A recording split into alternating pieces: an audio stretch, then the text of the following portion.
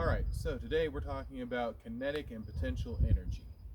Kinetic energy is the energy of motion.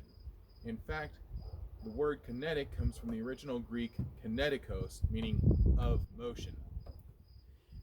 And it is the energy of any object in motion. Regardless of what started the motion, while it's moving, it has kinetic energy. Whether it's a rock falling off a cliff, a diver jumping into a pool, an arrow getting shot across the field. Whatever the motion is,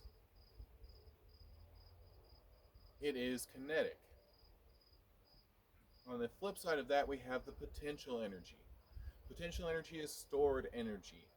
It is energy that has not been used yet. It is the energy that could potentially get used later, hence the name.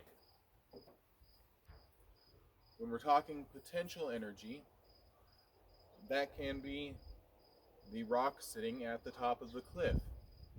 The height of the cliff decides how much, and the weight of the rock decide how much potential energy it has.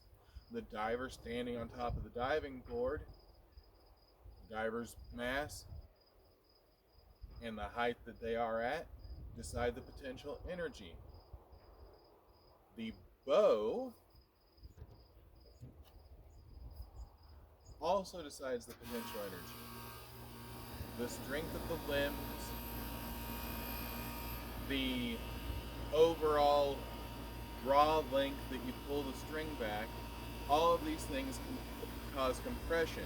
This compression changes the amount of potential energy that you are storing within the bow. The heavier the limb, the further you pull it back, the larger this starts getting. In a similar manner to raising up the rock higher or giving us a bigger diver. And when the string is released, you get that same transference from the potential to the kinetic. And